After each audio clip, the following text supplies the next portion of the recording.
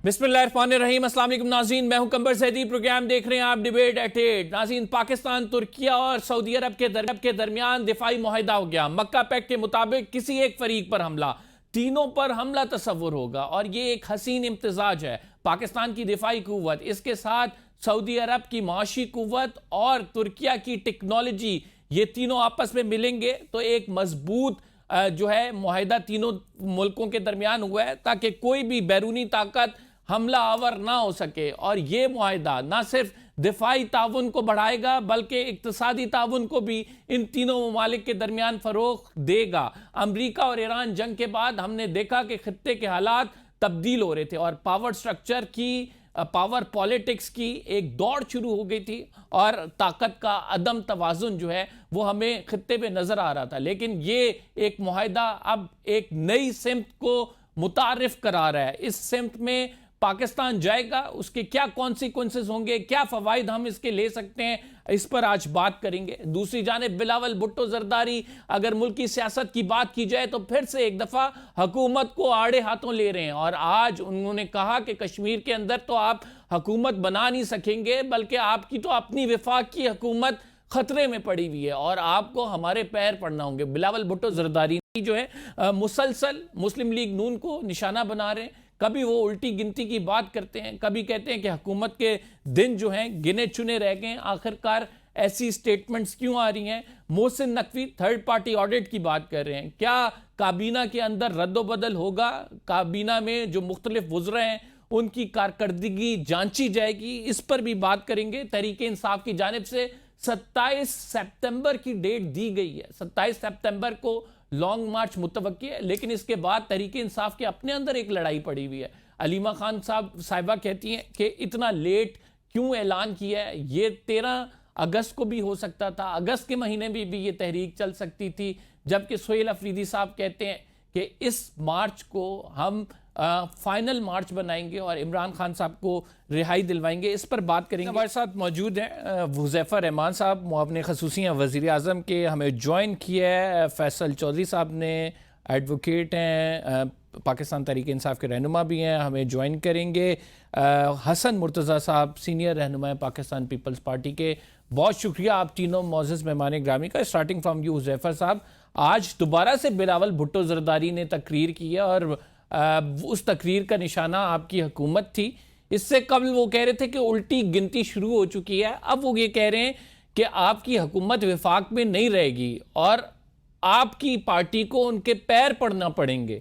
इतने सख्त बयानात एकदम से क्यों आ रहे हैं बिलावल भुट्टो जरदारी की जानिब से? जी, बहुत शुक्रिया। मेरे ख़्याल से तो मैं आपको अर्ज़ करूँ कि बिलावल साहब जितने सीज़न्ड और मैच्योर पॉलिटिशियन हैं और जितनी बड़ी लेगेसी उनके कंधों पर है, उन्हें इस तरह की एक्सट्रीम बात नहीं करनी चाहिए, क्योंकि मुझे पता है कि ये सब बातें उन्होंने इंतखाबी जलसों के हवाले से वो कर रहे हैं।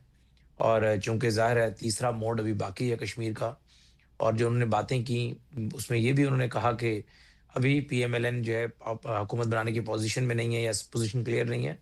तो वो मकसद वही यही था कि लुबे-लुबाब के उनका वोटर जो है वो मोबिलाइज़ रहे और वो 2, 4, 5 सीटें ज़्यादा हासिल कर सकें मुज़फ़्फ़राबाद में और उनका वोटर मायूस ना हो। अदरवाइज़ जो गिनती है उसके मुताबिक तो उनको भी पता है, हमें भी पता है कि सादा अक्सरियत जो है पीएमएलएन हासिल कर चुकी है और अगर मुज़फ़्फ़राबाद में भी जीतती है तो 2/3 मेजॉरिटी हो जाएगी। लेकिन मैं समझता हूँ कि बिलावल साहब चूँकि इंतखाबी मोड में हैं तो इस तरह की सख्त बातें कर रहे हैं।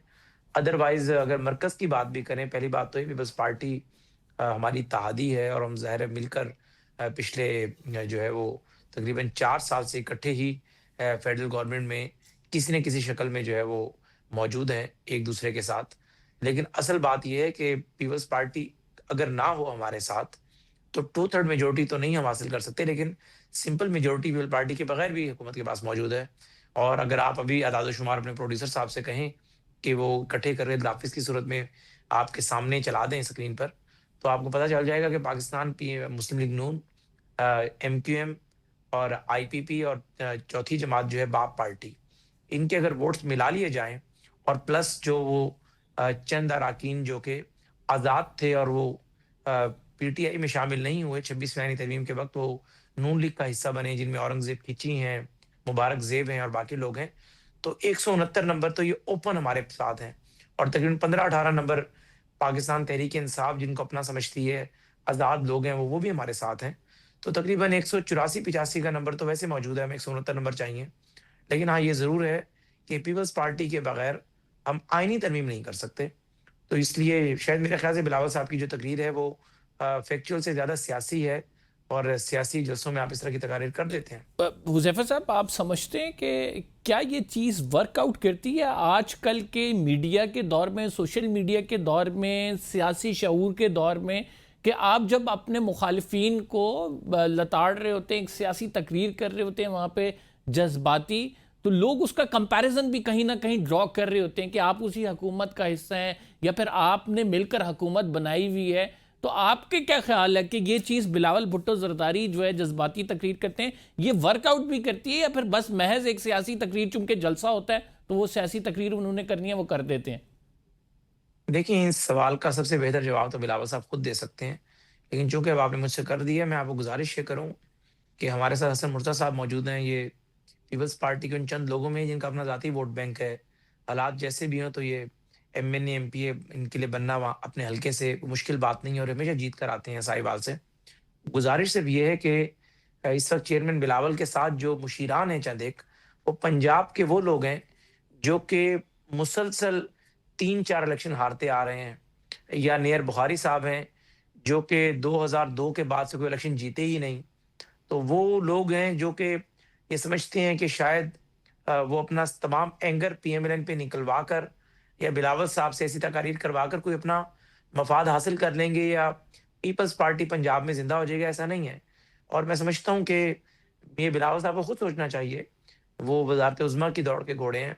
मैं समझता हूँ कि उनकी एक बड़ी ही स्ट्रॉन्ग लेगेसी है कि इस तरह की तकारीर कर कर आप लामहल आप ठीक कह रहे हैं, आज मीडिया का दौर है, बल्कि ये मोबाइल हर बंदे के हाथ में मौजूद है। ये 12-13 करोड़ हैं। पहले 2 या 4 टीवी चैनल्स हुआ करते थे, फिर 15-20 हो गए, फिर 50 टीवी चैनल्स हो गए। अब ये 13 करोड़ जो है मोबाइल हर किसी के हाथ में डिजिटल टीवी चैनल मौजूद है। तो लोग लाज़मी मुवाज़ना करते हैं और उससे आपकी क्रेडिबिलिटी मशकूक होती है और आपके सीवी के अंदर ये चीज़ें जो है नेगेटिव हवाले से ऐड होती हैं। तो ये तो चेयरमैन बिलावल साहब इस पे मज़ीद बात कर सकते हैं, बता सकते हसन हैं। साहब, आप लोगों ने कहा कि जो विफाकी हुकूमत है ये आपके पैर पड़ेगी और फिर साथ ये भी बात की कि कश्मीर में यह हुकूमत नहीं बना सकते हैं। फिर आपने कहा कि जो है ये हुकूमत भी जाने वाली है, इनकी अपनी हुकूमत ख़तरे में है। उल्टी गिनती की भी आप लोग बात कर रहे थे। तो ये तमाम बातें जो हैं ये किस हद तक आपको लगता है कि दुरुस्त हैं और क्या आने वाले वक्त में ये एज इट इज जैसी प्रिडिक्शन बिलावल साहब कर रहे हैं वैसी साबित होगी या फिर ये सियासी जोशी खिताबत है जो कि कश्मीर के अंदर उन्होंने किया? बहुत शुक्रिया जी। देखें, बिलावल भुट्टो जरदारी साहब की जो शख्सियत है, उन्होंने बड़ी कम उम्री में ये साबित किया है कि वो एक मैच्योर लीडरशिप वाली क्वालिटीज उनमें मौजूद हैं और वो कोई बनाए नहीं गए। ये लीडर जो होता है इनबिल्ट होता है, उसके अंदर वो सारी चीजें मौजूद होती हैं। और फिर जो पाकिस्तान पीपल्स पार्टी की लेगेसी है या उसकी लीडरशिप की अगर आप देखें, तो उनकी वालदा जो है उनको शहीद किया गया, असैसिनेट किया गया, उनके दो मामू असैसिनेट हुए, उनके नाना असैसिनेट हुए। तो ये सारी जो चीजें हैं ये हर इवेंट आपको सिखाता है। अब मैं पीपल्स पार्टी में हूँ और मैं अगर कोई ऐसी बात करूं जिससे पीएमएलएन की दिल आजारी हो, मेरे पास हजारों चीजें ऐसी हैं। सियासी कारकुन हूं ना, सारा दिन यही देखता हूँ, यही करता हूँ। तो मैं मुनासिब नहीं समझता कि इस किस्म की बात की जाए कि चेयरमैन बिलावल जो है वो किसी के कहने पे ये बात कर रहे होंगे। वो लीडर हैं और वो जो बात कर रहे हैं वो बात गलत भी नहीं कर रहे।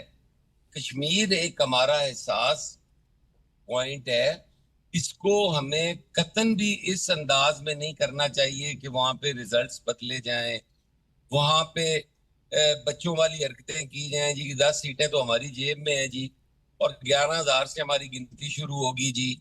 ये चीजें जो है ये मुनासिब नहीं है। आपने अंदर इस हद तक दादली की कि आपने 3 दिन पहले आपने उसको पार्ट्स में कर दिया जी कि ये 3 हिस्सों में होगा। ये कौन सी ऐसी जो है एक लाहौर के अंदर अ, 30 MPA है, 14 MNAs हैं मेरे ख्याल में कम से कम। अब आप क्या एक लाहौर डिवीजन और कश्मीर का एक जितना बनता है, बल्कि लाहौर डिवीजन बड़ी है उससे, लाहौर सिटी सिर्फ। आप अब लाहौर के इलेक्शंस करवाएंगे तो 3 हिस्सों में करवाएंगे, तो कौन सी वहां पे ऐसी क्या हसन मुर्तजा साहब, लेकिन इससे जो पहले है भी वो उल्टी गिनती का बयान दिया था कि ये कर रहे विफाकी, हैं कि वहां पे इलेक्शन को हसन साहब इससे पहले भी उल्टी गिनती का बयान दिया था कि विफाकी हुकूमत के जिन जो हैं वो गिने चुने रह गए हैं। तो आप ये बतौर, आप भी एक पॉलिटिकल वर्कर हैं, आपकी अपने हलके में बड़ा नाम है, आप समझते हैं वाकई विफाकी हुकूमत के दिन जो हैं वो गिने चुने रह गए? देखिए, जो गिनती वाली बात है वो भी उनके अपने लोग कर रहे हैं ना। अब अगर उनकी कैबिनेट में से 10 बंदे ये बात कर रहे हैं कि जी ये होना चाहिए, तो वो उस डाली जा सकती ना। आपके अगर इंटीरियर ठीक। मिनिस्टर कह रहे हो कि सिस्टम कोलैप्स कर गया है, हम्म, तो उससे मुसद्दका और क्या इतला होगी, क्या खबर होगी। ठीक। चौधरी साहब, आप क्या समझते हैं कि दोनों की जानिब से जो बयानबाजी की जा रही है वो आपस में एक नूरा कुश्ती है, या फिर ऑडियंस को दिखाने के लिए, या वाकई इस टाइम ऐसा है कि जो वो एक सफा है वो कहीं ना कहीं से फटता हुआ नजर आ रहा है आपको?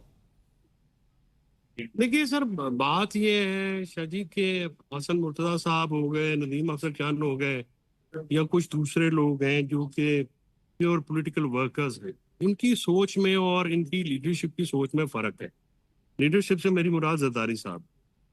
अगर तो ये सिलसिला जो इस वक्त जनरली देखा जाए तो पीपल्स पार्टी को ये चीज जो है वो अफोर्ड ही नहीं करते नए सूबे, और इस पे उनके शदीद तहफ़्फ़ुज़ात होंगे।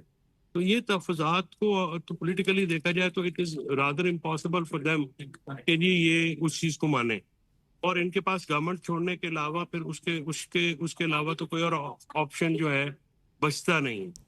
लेकिन अगर आप ये कहें कि जो ट्रैक रिकॉर्ड देखें तो फिर ये नूरा कुश्ती WWE को भी ये पीछे छोड़ देते हैं। ये बहुत सख्त बातें करते हैं, फिर आपस में बैठ जाते हैं, क्योंकि देखिए इनकी जो बका है वो एक दूसरे के साथ है। अवाम में तो इनकी पॉपुलैरिटी है कोई नहीं, ना इन्होंने कोई वोटें लिए हैं, ना ये वोटें ले सकते हैं। और आज भी फ्री एंड फेयर इलेक्शन हो तो ये दोनों क्या सारी पार्टियां चित हो जाएंगी, इमरान खान प्रिवेल करेंगे, इसमें कोई दूसरी राय नहीं। बाकी ये कश्मीर के इश्यूज हैं या जो भी हैं, इसमें देखें जब एक मेजर पॉलिटिकल पार्टी ने बायकॉट किया हुआ है तो वो इलेक्शन क्या होंगे, जैसे कश्मीर के इलेक्शन हुए तो मेरे क्या हमसाये क्या में। पीटीआई जो है वो पीपल्स पार्टी से हाथ मिला सकती है? देखिए जी, पीटीआई की जो मौजूदा लीडरशिप है उसमें इतनी सेंस नहीं है कि वो ये कुछ ऐसा सियासी फैसला करें। अगर तो उसकी वजह ये भी है ना, मिसट्रस्ट भी बहुत है। पीपल्स पार्टी ने नून के साथ मिलके पीटीआई के साथ बहुत ज्यादती की है, हमारे कारकुनान के साथ, हमारे पार्टी लीडर्स के साथ, हमारे लीडर और उसकी फैमिली के साथ, ये सारों ने मिलके जो जेल में उनको किया, जो आप इनके बयानात पढ़ लें, उछल उछल के तो ये कर रहे थे। 26वीं 27वीं तरमीम में अदलिया का जो हुलिया बगाड़ा है उसमें पीपल्स पार्टी ने लीड ली, सबसे आगे यही थे। अब ये सारी, या तो देखे ना, आपको इस जराइम की माफी तो मांगनी पड़ेगी ना। अगर आप चाहते हैं, आप ये तो नहीं कह सकते कि आपने हमें तो दबाया हुआ है, हमें आपने कॉर्नर किया हुआ है 3-4 साल से, हम लोग तो सारी मुसीबतें बर्दाश्त कर रहे हैं, हमारे कारकुन बर्दाश्त कर रहे हैं, हमारे लीडर बर्दाश्त कर रहे हैं, हमारी उनकी फैमिलियां, उनके बिजनेस तबाह कर दिया। अब आपने क्या नहीं किया हमारे साथ, इन दोनों हुकूमतों ने मिलकर। लेकिन इन हुकूमतों ने इसके बावजूद ये जो, और ये समझते हैं, ये दोनों साहिबान जो मेरे दोस्त बैठे हुए हैं, ये पॉलिटिकली ये बच्चे नहीं है, ये समझते हैं कि इन चीजों से इनका कुछ नहीं बनना। ये चीजें सर काउंटर प्रोडक्टिव होती हैं और हुई हैं। फैसल साहब, हमें एक छोटा सा ब्रेक ले रहे हैं। We will be right back after this short break. नाज़रीन, आप कहीं मत जाइएगा, डिस्कशन जारी रहेगी।